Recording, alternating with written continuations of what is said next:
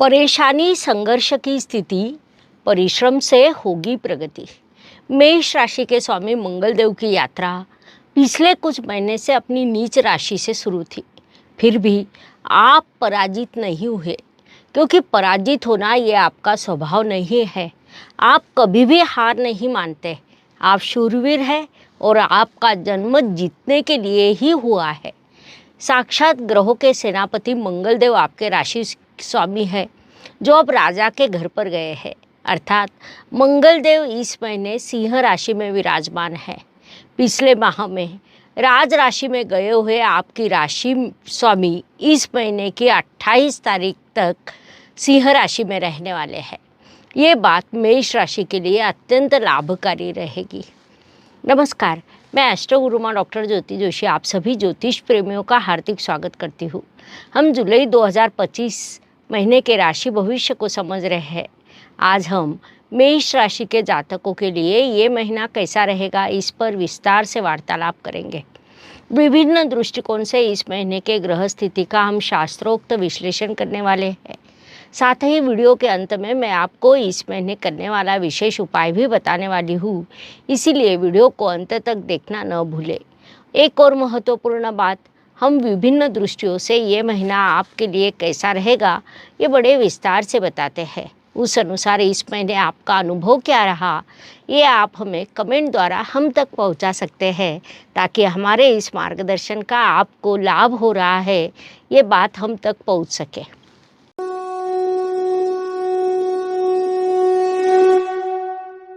व्यक्तित्व की दृष्टि से जब हम विचार करते हैं तो राशि स्वामी की स्थिति अत्यंत महत्वपूर्ण होती है। जैसा मैंने शुरुआत में ही कहा, मेष राशि के स्वामी मंगलदेव राज राशि में अर्थात सिंह राशि में विराजमान है, जिस कारण इस काल में आपके चेहरे पर एक प्रकार का तेज दिखाई देगा, क्योंकि राजा की सिंह राशि आपके राशि स्वामी को विशेष रूप से अच्छी लगती है।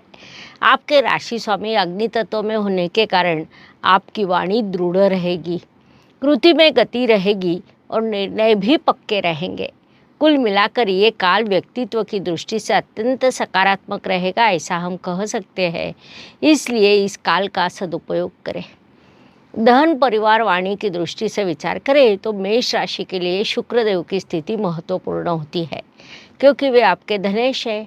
शुक्रदेव इस काल में आपके धन स्थान में ही विराजमान है। 27 तारीख तक वे वहीं पर रहेंगे, जिस कारण धनेश धन स्थान में ये स्थिति निर्माण हुई है, जो अत्यंत शुभ मानी जाती है। उससे आपके लिए धन प्राप्ति के भरपूर मार्ग निर्माण होंगे, लेकिन खर्च भी उसी गति के साथ आगे बढ़ेंगे, जिस कारण खर्च पर नियंत्रण रखना आपके लिए अधिक महत्वपूर्ण रहेगा। परिवार की एकता बनाए रखनी हो तो अच्छा संवाद रखें। एक बार शाबाश बोलने से घर का वातावरण बदल सकता है। आनंद बनाए रखने के लिए वाणी पर नियंत्रण रखें, ये सलाह आपको दी जाती है। पराक्रम एवं परिश्रम की दृष्टि से विचार करें तो आपके परिश्रम स्थान में दोनों त्रिकोण के स्वामी विराजमान है। भाग्येश गुरुदेव स्वयं परिश्रम स्थान में आए हैं। कई बार ग्रह हमें सूचित करते हैं, उस अनुसार भाग्येश जब परिश्रम स्थान में आते हैं तब वे हमें सूचित करते हैं कि थोड़ा अधिक परिश्रम करें। किसी भी प्रकार की चिंता न करें, मैं जल्द ही आपके सुख स्थान में आऊँगा और उच्च अवस्था भी प्राप्त करूँगा, लेकिन तब तक परिश्रम का कोई विकल्प नहीं, ऐसा गुरुदेव आपसे कह रहे हैं। ये बात मुख्य रूप से ध्यान में ले। वास्तु वाहन भूमि सुख शांति की दृष्टि से विचार करें तो इस काल में माता जी को किसी बात से आपको काम की प्रेरणा मिलेगी। आप घर के लिए बड़ा परिश्रम करेंगे। घर का नवीनीकरण करना, घर में कोई वस्तु लाना, इन चीज़ों पर अधिक ध्यान देंगे, जिससे घर का वातावरण आनंदमय रहेगा। माता जी के साथ अच्छी बातें हो सकती है, इसलिए इस काल का पूरा उपयोग करें। शिक्षा संतति प्रणय की दृष्टि से विचार करें तो आपके पंचम स्थान में केतु महाराज विराजमान है। ग्रह उनका कार्य करते हैं, हमें अपना काम करते रहना चाहिए। केतु महाराज प्रत्यक्ष अप्रत्यक्ष रूप से आपका ध्यान पढ़ाई से विचलित कर सकते हैं। आपका ध्यान मोबाइल सोशल मीडिया पर अधिक रहेगा, लेकिन आप अपनी इच्छा शक्ति से, राशि स्वामी की इच्छा शक्ति से पूरा ध्यान पढ़ाई पर केंद्रित करें। सोशल मीडिया विशेष रूप से विद्यार्थियों का ध्यान विचलित करने का काम करता है। लक्ष्य को प्राप्त करना हो तो पढ़ाई आवश्यक है।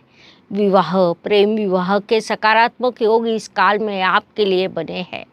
जीवन में अच्छा जीवन साथी प्राप्त होना ये वास्तव में लॉटरी लगने जैसा होता है, जो इस काल में आपके साथ होने वाला है। इसलिए इस काल का सदुपयोग करें। स्वास्थ्य, कर्ज, प्रतिस्पर्धी, शत्रुओं की दृष्टि से विचार करें तो इस काल में मेष जातकों का स्वास्थ्य सामान्य रूप से अच्छा रहेगा। शत्रु पहले तो आपसे मित्रता करेगा और उसके बाद आपका नुकसान करेगा। प्रतिस्पर्धी आपकी सफलता से नाराज होंगे, लेकिन आपकी एक स्माइल उनकी नाराजगी को अधिक बढ़ाएगी। कर्ज का तनाव आएगा। पहले लिया हुआ प्लॉट या किसी चीज़ को बेचकर आप कर्ज चुकाने का विचार करेंगे। कर्ज का ब्याज भरने की अपेक्षा कभी कभी ये उचित भी रहता है, लेकिन सभी चीज़ों का विचार करने के बाद ही निर्णय ले, ये सलाह दी जाती है। नौकरी एवं व्यवसाय की दृष्टि से विचार करें तो मेष जातकों के लिए ये काल लाभकारी कहा जा सकता है। नौकरी में वरिष्ठ आपके कार्य से प्रभावित होंगे, लेकिन एक बात ध्यान में रखें कि पहले काम करना है, उसका फल आपको बाद में मिलेगा। व्यावसायिक जातकों को अपने व्यवसाय में नया अवसर प्राप्त हो सकता है। पार्टनरशिप में लेकिन पारदर्शिता रखें। कोई चीज़, कोई निर्णय पार्टनर को भी पता हो, इसका ध्यान रखने की सलाह आपको दी जाती है। भाग्य एवं शुभ संकेत की दृष्टि से विचार करें तो मेष जातकों के लिए ये महीना कई शुभ संकेतों से परिपूर्ण भरा है, ऐसा हम कह सकते हैं। उसमें मुख्य रूप से कहा जाए तो आपके राशि स्वामी पंचम इस त्रिकोण स्थान में राज राशि में आए हैं। यह अत्यंत बड़ा शुभ संकेत कहा जा सकता है। इसके अलावा धनेश धन स्थान में होना ये भी बड़ा शुभ संकेत है। आपके पंचमेश रविदेव तृतीय स्थान में विराजमान है। रविदेव को ये स्थान अच्छा लगता है, यह भी एक सकारात्मक बात कही जा सकती है। विशेष बात है कि पंचमेश और भाग्येश ये दोनों त्रिकोण के स्वामी गठबंधन में है, जिस कारण इस काल में परिश्रम से समृद्धि ये विषय सामने आएगा। साथ ही राहु ग्रह लाभ स्थान में होने के कारण वह आपके लिए अधिक शुभ बना है। ऐसे कई शुभ संकेत इस काल में आपके लिए निर्माण हुए हैं और उनसे आपको अत्यंत शुभ परिणाम भी प्राप्त होने वाले हैं।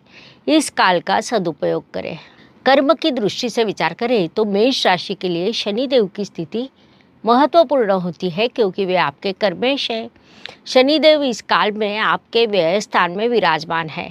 कर्तव्यों को पूरा करना कठिन लगता होगा, लेकिन कितनी भी बाधाएं परेशानी हो, मेष राशि सफलता तक जाकर पहुंचती है। ये बात इस महीने में सिद्ध करके आप दिखाएंगे। लाभ की दृष्टि से विचार करें तो आप जो लगातार संघर्ष कर रहे हैं, परिश्रम कर रहे हैं, बाधाओं का सामना कर रहे हैं, उससे आपकी इच्छा पूर्ति होने वाली है। आपके लाभ स्थान में राहु देव विराजमान है। ज्योतिष नियमों के अनुसार राहु को लाभ स्थान विशेष रूप से अच्छा लगता है, जिस कारण इस काल में आपकी इच्छा पूर्ति निश्चित रूप से होगी। साथ ही लाभ के विभिन्न अवसर भी निर्माण होंगे, इसलिए इस काल का आपने पूरा उपयोग करना चाहिए ताकि अधिक से अधिक लाभ आपको प्राप्त हो सके।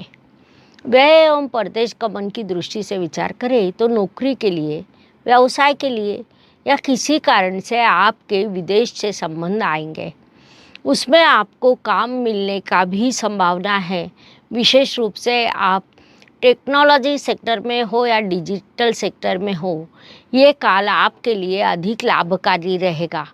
किसी भी प्रकार की खरीदारी करते समय पहले आपकी आवश्यकता देखें, उसके बाद ही खरीदारी करें, ये सलाह आपको दी जाती है, क्योंकि वह आपके लिए परेशानी का कारण बन सकती है।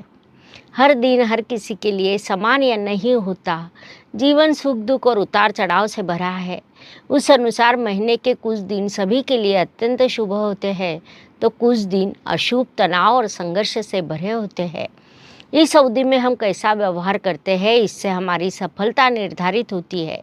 उस दृष्टि से विचार करें तो मेष जातकों के लिए 1, 11 और 20 ये दिन शुभ रहेंगे। इसीलिए प्रयास करें कि इन दिनों में सबसे आवश्यक कामों को पूरा किया जाए। साथ ही 9, 17 और 26 ये दिन आपके लिए अशुभ रहेंगे। तो हो सकता है कि इन दिनों में आपका संघर्ष बढ़ेगा, इसलिए आपको इन दिनों की उचित योजना बनानी होगी ताकि आपका मानसिक स्वास्थ्य बना रहे। उपायों की दृष्टि से विचार करें तो ज्योतिष में छोटे छोटे लेकिन बड़ा परिणाम करने वाले उपाय बताए गए हैं। अशुभ चीज़ों की अशुभता कम करने का, शुभ चीज़ों की शुभता बढ़ाने का उनमें सामर्थ्य होता है। उस अनुसार जुलाई माह का विचार करें तो मेष जातकों के लिए हनुमान चालीसा का पठन करना सदैव उपयुक्त रहता है। इसके बाद ओम अंगारकाय नमः, यह अत्यंत सरल मंत्र है जो आपके लिए अत्यंत लाभकारी सिद्ध हो सकता है, इसलिए ये उपाय अवश्य करें। उसके आपको अत्यंत शुभ परिणाम प्राप्त होंगे। इस प्रकार मेष से लेकर मीन तक 12 राशियों के 12 वीडियो आपके इस चैनल पर उपलब्ध है। जुलाई 2025 कैसा रहेगा ये बताने के लिए आज के भाग में हम यही रुकते हैं।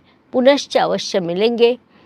ये वीडियो आपको अच्छा लगा हो तो लाइक, शेयर एंड सब्सक्राइब करें और हाँ, कमेंट बॉक्स में हर हर ज्योतिष घर घर ज्योतिष लिखना ना भूलें। धन्यवाद। शुभम भवतु। जय ज्योतिष। ज्योतिष का अध्ययन तथा शास्त्र की शास्त्रीय तरीके से पढ़ाई करने के लिए मेरी 2 किताबें प्रकाशित हो चुकी है, उनका अवश्य लाभ लीजिए। Please like, share and subscribe the channel और हाँ, बेल आइकॉन दबाना ना भूलें। धन्यवाद।